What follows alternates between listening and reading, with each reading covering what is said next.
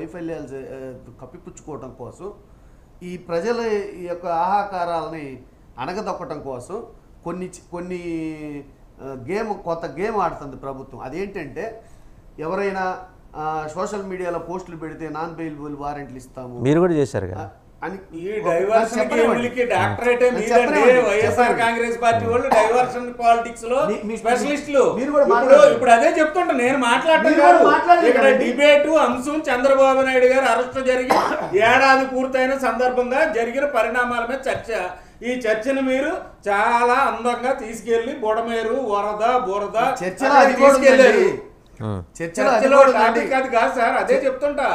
Diversion politics లో డాక్టరేటే మీది. Right, ఒకసారి ఒక నిమిషం, లెట్ హిమ్ కంప్లీట్. ఒక నిమిషం బాలకోటే గారు కంప్లీట్ చేయండి. ఒక నిమిషం. ప్రభుత్వానికి చిత్తశుద్ధి ఉంటే సహాయక చర్యలు తీసుకున్న వాటిలో రీహాబిలిటేషన్ సెంటర్స్ ఎన్ని పెట్టారు, ఎక్కడికి ఎంతమందిని తరలించారు, ఎంతమంది చనిపోయారు, ఇప్పుడు నిన్న చంద్రబాబు నాయుడు గారు ఇచ్చిన స్టేట్మెంట్ ఒకటి చూసుకోండి. 8 రోజులు, ఈరోజు 9వ రోజు, 9 రోజులైంది. 9 రోజులకి ఇప్పుడు ప్రకటిస్తున్నారు. ఏది, బియ్యము కందిపప్పు ఇవన్నీ ఇస్తామని చెప్పేసి ఇప్పుడు ప్రకటిస్తున్నారు. అది కూడా 3 రోజులు 4 రోజులకు అందుతాయి అంట. వెంకటేష్ రెడ్డి గారు, నేను above the party lines politics నేను వస్తున్నా. ఒక్క నిమిషం. అక్కడ ఎంతమంది ఎమ్మెల్యేలు సహాయక చర్యలోకి దిగారు, వాళ్ళు ఎలాంటి ఆహార పొట్లాలు అందించేందుకు ఒక్కొక్క డివిజన్లో ఎవరెవరు డిప్లాయ్ అయ్యారు, సమగ్రమైన సమాచారం నా దగ్గర ఉంది. 3 పూటల అంటే ఒక శివారులో ఉన్న ఒక 2-3 కాలనీస్ సంబంధించి 3 పూటల ఆహారం అందించే ఏర్పాటు స్వయంగా వాళ్ళు పర్యవేక్షించే బాధ్యత చంద్రబాబు నాయుడు గారు వాళ్ళ ఎమ్మెల్యేలుగా వాళ్ళు కూడా ఒళ్ళు దగ్గర పెట్టుకొని చేస్తున్నారు. అక్కడ మనం దేనికి అదే చేద్దాం. మీరేమో 2-3 చోట్ల మీరు కూడా పాపం చేశారు, మేము చేయలేదని అన్నాం.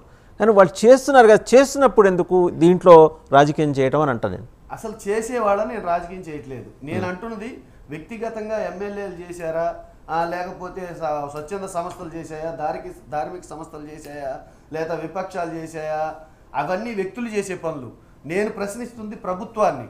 ప్రభుత్వం ఏమి చర్యలు తీసుకుంది మీకు ఇప్పుడు కాకపోతే ఇంకొక వారం తర్వాత 10 రోజుల తర్వాత లెక్కలు వస్తాయి. ప్రభుత్వం సహాయక చర్యలు ఏమి చేసింది, స్వచ్ఛంద సంస్థలు ఎంత చేసినాయి, ప్రతిపక్షాలు ఎంత చేసినాయి, వ్యక్తిగతంగా వ్యక్తులు పార్టీ రహితంగా ప్రభుత్వంలో ఉన్నవాళ్ళు కావచ్చు, బయట వాళ్ళు కావచ్చు, పార్టీ రహితంగా వ్యక్తిగతంగా వ్యక్తులు సహాయం చేసిన వాళ్ళు ఎంత చేశారని అన్ని లెక్కలు వస్తాయి. నేను ఈరోజు చెప్తున్నా వీళ్ళందరూ చేసిన సాయం కంటే ప్రభుత్వం చేసిన సాయం తక్కువ ఉంటుంది. ఛాలెంజ్ చేసి చెబుతున్నా, చూసుకోండి. రైట్. సతీష్ గారు. వాసుదేవన్ గారు, నేను ఇందాకే చెప్పాను, డైవర్షన్ పాలిటిక్స్లో డాక్టరేట్ వైసీపీ వాళ్ళు కళ్ళుండి చూడలేని కబోదులు చేత ఈవేళ చెప్తున్నా. ప్రకృతి వైపరీత్యం వచ్చింది. ఆ బుడమేరులో జరిగిన అక్రమాలు ఏంటి, ఆ బుడమేరులో ఈవేళ వరదకు దారి తీసిన పరిస్థితులు ఏంటో కూడా మనం చర్చించడానికి నేను రెడీ. బుడమేరు దగ్గర ఆక్రమణలు చేసింది వైసీపీ వాళ్ళు. పోలవరం కుడికాలువ గట్టుకు కానీ బుడమేరు గట్టుకు కానీ ఈవేళ ఆ మట్టి తవ్వుకుని వెళ్ళిపోయి అమ్మేసుకున్న ద్రోహులు సార్ వీళ్ళు.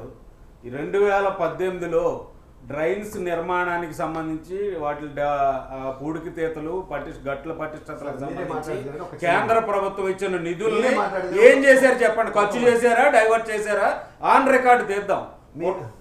మాట్లాడండి. ఒక మాట నేనేమంటానంటే అక్రమ కట్టడాలు తవ్వడం ఇవన్నీ చెప్పారు కదా. ఈరోజు ఎవరు అక్రమ కట్టడాలు కట్టినా, ఎవరు ఎంత అక్రమాలకు పాల్పడినా 50 మంది చనిపోవటానికి వీళ్ళందరూ కారకులే. గేట్లు ఎత్తిన వాళ్ళ దగ్గర నుంచి అక్రమ కట్టడాలు. నేను అదే చెప్తున్నాను సార్, గేట్లు ఎత్తడం కాదు, ఇంటర్వెన్షన్. మీరు ఏదైనా తప్పుడు మాటలు మాట్లాడుతుంటే మేము ఖండించకూడదు. మేము మాట్లాడుతున్నాం తీసుకుంటారు. డైవర్షన్ పాలిటిక్స్ లో 50 మంది హత్యకి కారకులు వాళ్ళే. 50 మంది చనిపోలేదు అక్కడ. ఆన్ రికార్డు చెప్తాం, మేము ఖచ్చితంగా చూపిస్తాం, మృతుల వివరాలు చూపిస్తాం. తప్పుడు లెక్కలు, తప్పుడు రాతలు రాయడానికి మీకు ఉంది, తప్పుడు లెక్కలు చెప్పడానికి మీరు అధికార ప్రతినిధులు ఉన్నారు. ఇదంతా రోత, తప్పుడు దుష్ప్రచారాలకి ఒకసారి సతీష్ గారు, బాలకోటే గారు చెప్పనట్లేదు సార్. ఆయన ఇంత బుర్ర చేయలేదు. ఇక్కడ నేను 30 లిస్ట్ రాశాను. ఇక్కడ ఒక నిమిషం మీ దగ్గరకు వస్తా, బాలకోటే గారు. మీరు నెక్స్ట్ మీరే మాట్లాడతారు. వెంకటేశ్వర రెడ్డి గారు, నేను మళ్ళీ చెప్తున్నాను, విజయవాడ మృతుల సంఖ్య 25. మీరు 50 అంటారు, మీ గుంటూరు జిల్లాలో 7 పైగా చనిపోయింది, అంటారు. మొత్తం 32 మంది. ఏమండి, విజయవాడలో ముంపు బాధితుల యొక్క మరణాల సంఖ్య 25. మీరు తప్పుడు ప్రచారం చేస్తున్నారు లైవ్లో కూర్చొని. రెండో మాట ఏంటంటే, వాసుదేవ్ గారు, వెలగలేరు గేట్లు ఎందుకు ఎత్తారు, ఇది అందరి బాధ. అంటే ఇప్పుడు గేట్లు ఎత్తకూడదా? ఆ గేట్లు ఎవరు ఎత్తారు? వసంత కృష్ణప్రసాద్ గారే చెప్పారు, మైలవరం ఎమ్మెల్యే. అక్కడ ఇరిగేషన్ డిపార్ట్మెంట్ వాళ్ళు చెప్పారు, ఏనే మనుషులు పంపించాడు, గేట్లు ఎత్తాను అని. 1956లో నిర్మించిన వెలగలేరు రెగ్యులేటరు, దానికి గేట్లు ఉండవు, వాటి పేరు షట్టర్లు. వాటి ఎత్తు 11, 12 అడుగులు. 11, 12 అడుగులు అంటే వాటిని షట్టర్లు అంటారు. సాగునీటి అవసరాల కోసం నీటిని నిల్వ చేసుకోవటానికి పెట్టుకున్న షట్టర్లు అవి, ఇరిగేషన్ డిపార్ట్మెంటు. ఇప్పుడు వరద వచ్చింది, నువ్వు గేట్లు ఎత్తరా? ఎత్తకపోతే ఏమవుతుందంటే, వరద ఎత్తదా? నీకు ప్రకాశం బ్యారేజ్లో 70 గేట్లు ఎత్తాం మేము. 11,97,000 క్యూసెక్ల నీళ్ళు వస్తే 70 గేట్లు ఎందుకు ఎత్తాము? మరి ఎత్తకూడదు కదా. శ్రీశైలంలో గేట్లు ఎందుకు ఎత్తారు? నాగార్జున సాగర్లో గేట్లు ఎందుకు ఎత్తారు? మీకు నీళ్ళు వస్తుంటే కాలు అడ్డం పెడతారా? గేట్లు ఎవరు ఎత్తారు అని అంటారేంటి సార్? ఎత్తినప్పుడు ప్రికాషన్స్ ఏవండి? మరి గేట్ ఎత్తకపోతే ఏం ఎత్తాలి? హెచ్చరికలు ఉండాలి కదా. వరద వస్తే హెచ్చరికలు అన్నీ అండి. దిగువ ప్రాంతాలకు ప్రికాషన్స్ ఉన్నారు, హెచ్చరికలు లేవని అక్కడ స్థానిక ప్రజలు చెప్తున్నారు. హెచ్చరికలు చేశారు, ప్రికాషన్స్ వచ్చినాయి. అక్కడ స్థానిక ప్రజలు చెప్తున్నారు హెచ్చరికలు ఇవ్వలేదు, పునరావాస చర్యలు చేపట్టలేదు అని. వాసు గారు, నా మాట వినండి. గేట్లు ఉంది దేనికైనా, నీరు తక్కువ ఉన్నప్పుడు ఆపు చేసుకోవటానికి, నీరు ఎక్కువైనప్పుడు పంపించుకోవటానికి. గేట్ ఇదే మాట సార్. పునరావాస చర్యలు చేపట్టి హెచ్చరికలు జారీ చేసి అప్పుడు గేట్లు ఎత్తాలండి. అయ్యా నీకు నమస్కారం. కాదు, అసలు ఈ కారణంగానే పొలమేరు వరద వచ్చింది.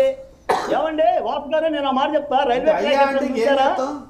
గ్యాంగ్ మ్యాన్లు ఉంటారు కదా రైల్వే ట్రాక్ దగ్గర, కిలోమీటర్కి ఒక గ్యాంగ్ మ్యాన్ ఉంటాడంటే, ఆ గ్యాంగ్ మ్యాన్ రైలు కర్కట్ యొక్క అంచనాలను ఎప్పటికప్పుడు ప్రభుత్వ రైల్వే డిపార్ట్మెంట్కి ఇస్తాడు. అలాగనే ఇరిగేషన్ శాఖలో లస్కర్లు ఉంటారు. ప్రతి 2 కిలోమీటర్లకి ఆ కట్ట ఎలా ఉంది ఏంటని చాలా సార్లు గత 5 ఏళ్ల గవర్నమెంట్లో ఇరిగేషన్ డిపార్ట్మెంట్ ప్రపోజల్ పంపించారు. బుడమేరు ఆధునీకరణ పనులు చేయాలని. తూటుకాడలు కూడా దిగిరా. తూటుకాడలు చెట్లు అయిపోయినాయి, పారుదల లేదు, ఆక్రమణ జరిగినాయి, శతాధిక శాపాల కారణంగా బుడమేరు బొంగింది. దీనికి ఈ రోజున 100 రోజులు వచ్చిన ప్రభుత్వాన్ని తప్పుపడుతున్న మీకు, 5 ఏళ్ల పరిపాలన చేసిన మీరేమైపోయారు? బుడమేరు అసలు జగన్మోహన్ రెడ్డి గారు బుడమేరుని నది అంటున్నాడు. దాని పేరే ఏరు, ఆయనకి నది కనిపిస్తుంది. రైట్. బాలకోటి గారు, ఒకసారి సతీష్ గారు కంప్లీట్ చేస్తారు, ఎందుకంటే వెంకటేశ్వర రెడ్డి గారు మెన్షన్ చేసిన అంశాల మీద ఆయన మాట్లాడుతున్నారు. అదే చెప్తున్నాను సార్, అన్ని దుష్ప్రచారాలు, డైవర్షన్ పాలిటిక్స్కి వీళ్ళు పెట్టింది పేరు. చంద్రబాబు నాయుడు గారు అరెస్ట్ జరిగింది అంటే మొదలు పెడితే చాలామంది సీఎంల అరెస్ట్ అయ్యారు, భాగం అంటారు. చాలామంది సీఎంల అరెస్ట్కి, వాళ్ళ మీద ఉన్న కేసులకి, చంద్రబాబు నాయుడు గారి మీద పెట్టిన కేసుకి, చంద్రబాబు నాయుడు అరెస్ట్ పరిణామాలకి 40 ఏళ్ల రాజకీయ జీవిత చరిత్రలో ఫస్ట్ టైం ఆయన జైలుకి వెళ్ళారు. ఎందుకు వెళ్ళారు? వీళ్ళ కక్షపూరితంగా ఆయన ఒక 16 నెలల జైల్లో ఉండేసాడు. ఆయన మీద సిబిఐ, ఈడీ కేసులు ఒక 32 కేసులు ఉన్నాయి. ఓ 42,000 కోట్లు ఈడీ వాళ్ళు అటాచ్ చేసి ఉంచారు. జైలుకి వెళ్ళి వచ్చారు. కేవలం ప్రతీకారేచ్ఛ. అతనికి తెలుసు అప్పటికే, ఇందాక బాలకోటయ్య గారు అన్నారు, అప్పటికే వైసీపీ ప్రభుత్వం దిగిపోబోతుంది, ఓడిపోబోతుంది అనేది వాళ్ళకి అర్థమైంది. చంద్రబాబు నాయుడు గారు చేసిన ఉద్యమాలు అవనివ్వండి, వైసీపీ ప్రభుత్వ అరాచక పాలన మీద లోకేష్ బాబు యోగాళం ఎత్తిన దాని మీద అవనివ్వండి, వాళ్ళు ఓటమి ఖరారైపోయి కేవలం కనీసం చంద్రబాబు నాయుడు గారిని జైల్లో పెట్టాలనే కక్షపూరిత ధోరణితో పెట్టారు. ఇకపోతే మీరు బుడమేరు వరద గురించి మాట్లాడుతున్నారు. కృష్ణానది క్యాచ్మెంట్ ఏరియాకి బుడమేరు క్యాచ్మెంట్ ఏరియాకి తేడా తెలియని వాళ్ళు